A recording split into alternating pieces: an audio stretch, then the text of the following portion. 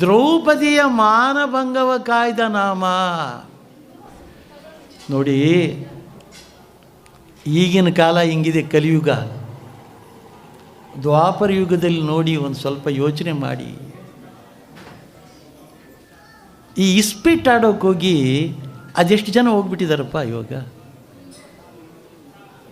ಅದೇನೇನೋ games ಅಂತೆ, online games ಏನೇನೋ, ಅದರಲ್ಲಿ ಎಷ್ಟು ಜನ ಹೋಗ್ಬಿಟ್ಟಿದ್ದಾರೆ. ನಮ್ಮೂರಲ್ಲೇ ಈ ಮಧ್ಯೆ 1 ಎಕರೆ ಜಮೀನು ಅಮಲನ ಅಂತ ಬಂದ್ರನಂತ ನನ್ನ ಹತ್ರಕ್ಕೆ. ಅಣ್ಣ, 1 ಎಕರೆ ಜಮೀನು ಅಮ್ಮ ಇಲ್ಲ. ಯಾಲಪ್ಪ ಅಂತ. ನನ್ನ ಮಗನು ಅದೇನೋ ಆಟ ಆಡೋಕೆ ಹೋಗ್ಬಿಟ್ಟು 45 ಲಕ್ಷ ಸಾಲ ಮಾಡಿಬಿಟ್ಟಿದ್ದಾನಣ್ಣ, ಅದಕ್ಕೆ 1 ಎಕರೆ ಮಾರಿ ಹಾಕ್ಬಿಡ್ತೀನಿ.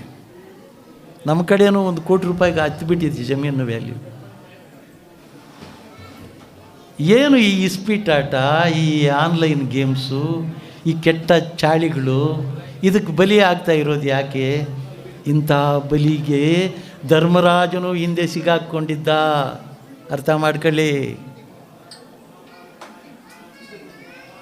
ತನ್ನ ಸಹೋದರರನ್ನು, ರಾಜ್ಯವನ್ನು ಕಳ್ಕೊಂಡ ಇಸ್ಪೀಟ್ ಆಟಲ್ಲಿ, ಆ ಜೂಜಿನಲ್ಲಿ ಕೊನೆಗೆ ತನ್ನ ಹೆಂಡತಿಯನ್ನು ಪಡಕ್ಕಿಟ್ಟ, ಹೆಂಡತಿಯನ್ನು ಕಳ್ಕಂಡ.